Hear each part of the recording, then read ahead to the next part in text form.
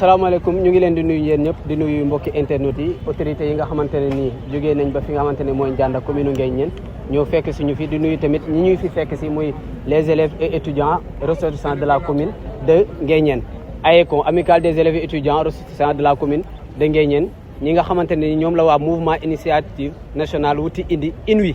ñoom la ñu seet si fii tey du ñu tardé nag gis nañu aussi mbir mi mu ngi guddi te fi ngeen jógee sori na avant tout d'abord ñu ngi rafetlu teewaay bi ak li nga xamante ne nii andi ngeen tax jàppale ko étudiants yi comme ni ngeen ko tàmm di defee yéen waa INWI ca loolee nag dañuy bàyyi ki nga xamante ne nii mooy Aloyse di membre mouvement INWI daal di joxe les mots de bienvenue balaa ñuy jàll ci yeneen i discours. voilà asalaamaaleykum. asalaamaaleykum mbooloo mi maa ngi nuyu ñëpp man maa ngi tudd Aloyse Henri Moussa Diam dëkk Fayal di membre mouvement INWI di sant ñëpp aussi vraiment ci seen teewaay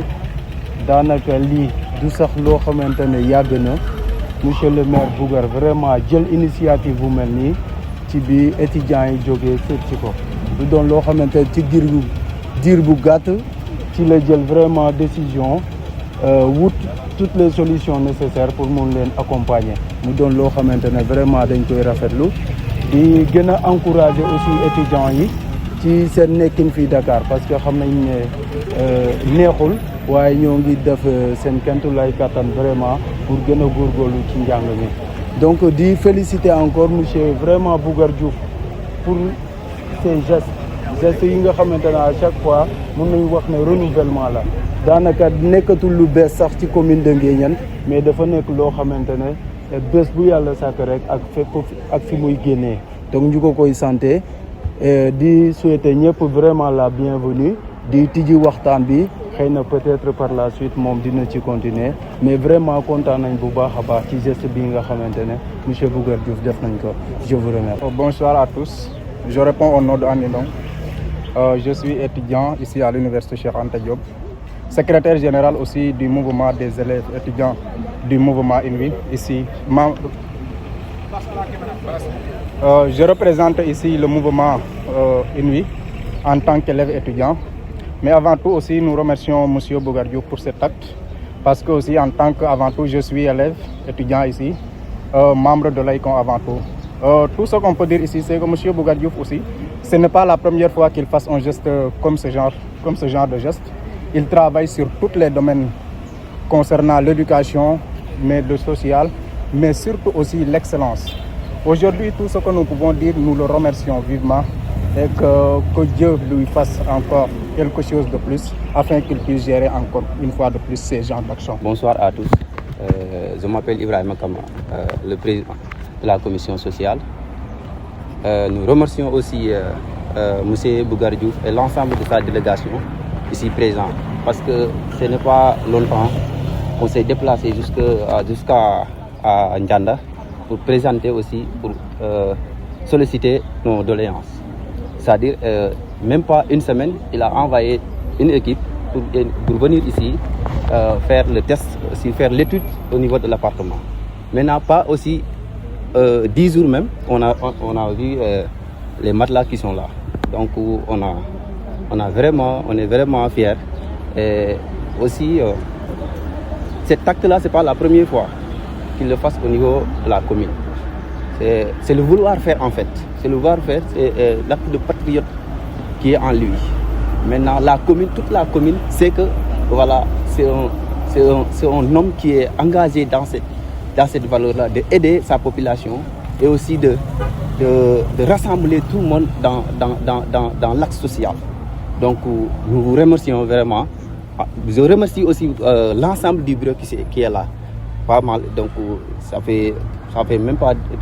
3 mois qu'on est élu au niveau de l'amicale communale. Donc c'est une fierté aussi de recevoir la première acte au niveau de la commission sociale. Ensemble,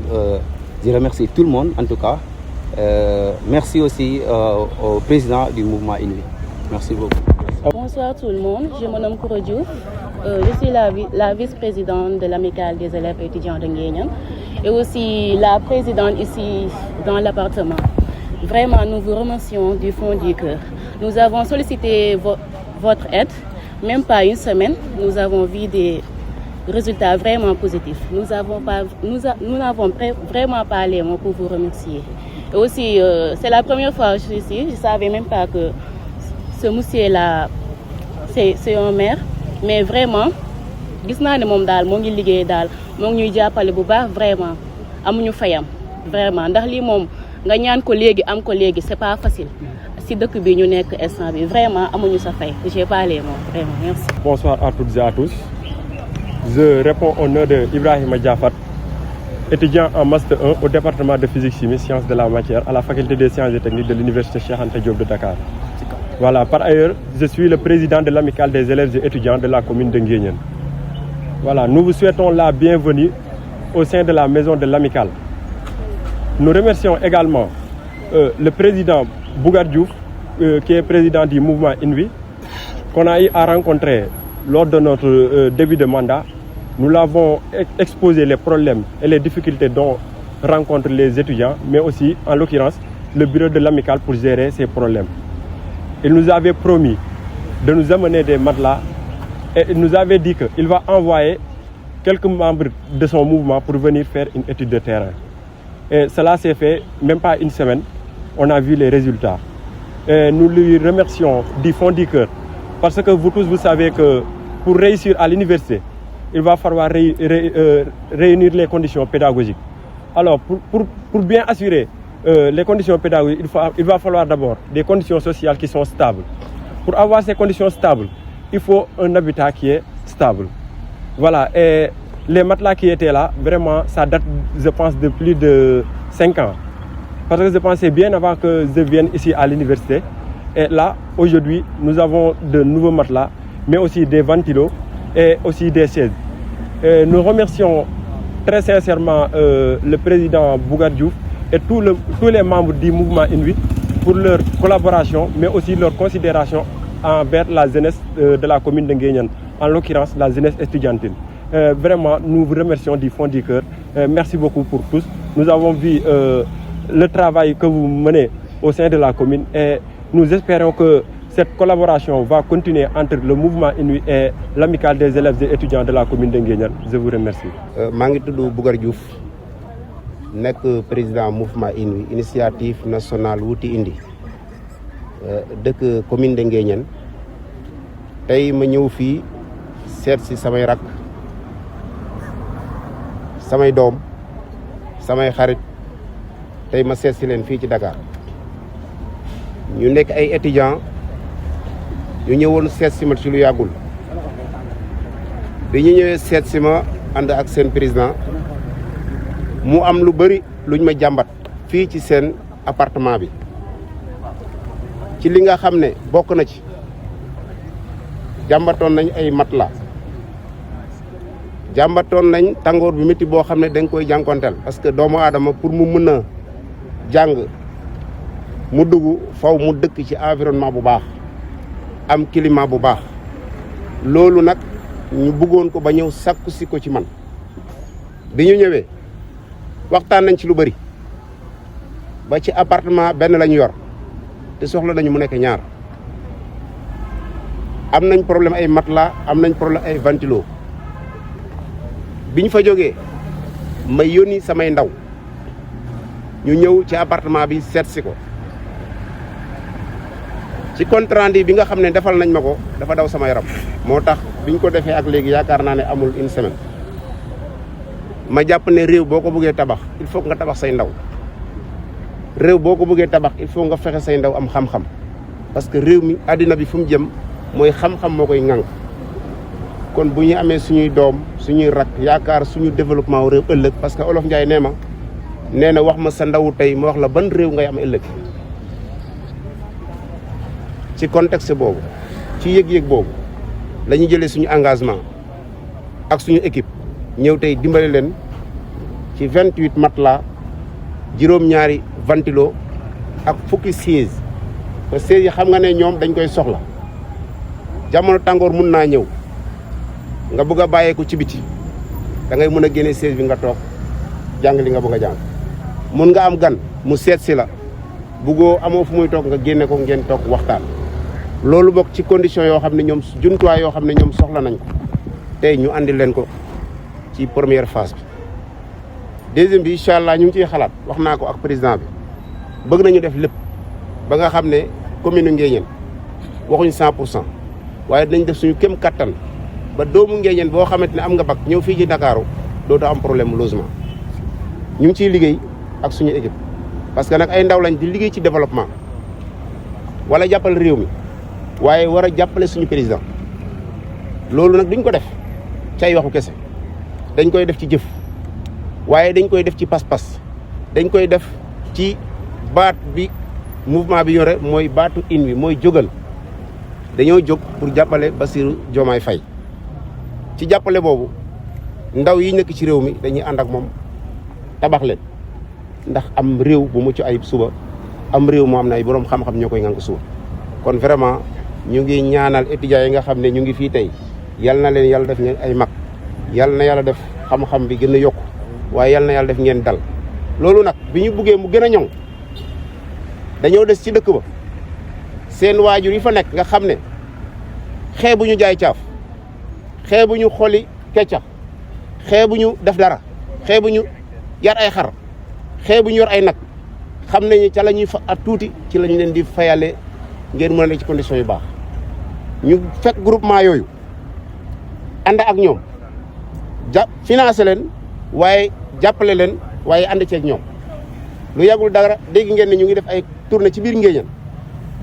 def financement ci ay femmes def ay financement yoo xam ne autofinance lay doon maanaam ay fonds perdus lañ leen jox waaye dañuy bëgg a créer autonomie boo xam ne ñoom dañ koy amal seen bopp ba nga xam ne danañu mën a téye seen doom yi nekk fii seen doom yi tamit bu ñu tëddee seen xel mën a dal parce que ngay jàng xalaat dépense amul sa kër sa yaay feebar amul lu mu fajoo loolu pour nga jàng dana métti loolu moo tax yéemuñu rek ñëw jàppale étudiants yi waaye dañoo nekk dëkk ba tamit di jàppale seeni waajur ci suñu kéem kattan ci li nga xam ne yàlla sédd nañu ci loolu la ñu nekk waaye bëgguñ leen jox xaalis boo xam ne dañuy bëgg a nelaw duñu mën a nelaw waaye dañ leen di jox xaalis boo xam ne dañuy nelaw waaye ñun dañuy ànd ak ñoom former leen gunge leen xelal leen ba nga xam ne ñoom ñooy créer ay banques yoo xam ne ñooy financer seen bopp léegi loolu ñu ngi koy liggéey te incha allah bientôt fii ak at da ngeen gis résultat bu am solo ci li nga xam ne ñu ngi koy def foofu. toog nañ fii nii parce que man maa nekkoon l'ancien trésorier général aussi toog nañ fii nii ay mois appartement bi daaw laay wax ay mois demoon nañ ba suñu fond bi jeex amuñu woon sax li ñu fayee kii nii mensualité moom dañ kaaw en urgence automatiquement daa décaissé somme envoyé ñu fay loolu noonu kon c'est-à-dire moom li muy def nii c'est pas la première fois moi à chaque fois su ma koy dégg loolu laa koy wax day naan sax yow soo leen bureau bi yëpp soo leen ma woowee jotoo leen ma rek contacter leen Ndiaye rek dina ma jot parce que on a cultivé ça depuis Ndianda ba léegi nii moo tax à chaque fois su ma gisee genre yi nii bugguma sax di fës à chaque fois je suis derrière les caméras noonu laa mel mais je suis obligé de parler parce que dem naa këram avec le bureau aussi dem naa Ndianda aussi avant ñu def élection dem naa foofu waxtaan nañ aussi damaa jàpp ne li ñuy wax depuis le début ba léegi nii moo ngi koy def franchement parler moo ngi koy def et en un temps record parce que lii nii lu jàmp la parce que biñ yéegee le 16 août le 16 juin passé le 13 juin passé dañoo def le tour des autorités de la commune de Nguéniène mais mën naa wax ne c'est le premier homme wala c'est le premier homme politique à faire en action sociale te moom wax na ma ko et loolu si loolu nag laay lancer un appel à toutes les autorités de la commune comme ni Boucar Diouf def nañ ko def parce que ici nous sommes des étudiants on a besoin d'une stabilité on a besoin d'un endroit où se reposer ou un endroit où on va être à l'aise pour avoir des études normales quoi. Donc c'est dans ce propos que je termine juste pour remercier ko et di ko wax aussi sas bi nekkul lii kese la moom xam na ko ñun xam nañ ko wax na ko ci ay propos mun bëgg nañ on second appartement parce que booy nii un an lañ fi am un an boobu noonu su jeexee ñoom yeneen niveau bachelier yi ñooy ñëw dëkk fii kon su boobaa ñoom dañuy génn on a prévu nag ñoom booy yi suñ génnee ñoom ñu mën a am beneen appartement boo xamante ne ñoom ñoo fay nekk parce que su nekkee université les codifications sont digitalisées pour nga am foofu noonu codification wala pour nga am foofu logement c'est très difficile pour nga am foofu noonu logement c'est très difficile donc on a jugé nécessaire ñun suñu moyen ak les moyens que les hommes politiques vont nous donner ñu utal beneen appartement comme ça booy nii ñu relégué leen foofu noonu nouveau bachelier ko ñëw fii nii comme ça problème de logement dootul mun a am en tout cas maa ngi leen di gërëm bu baax di leen sant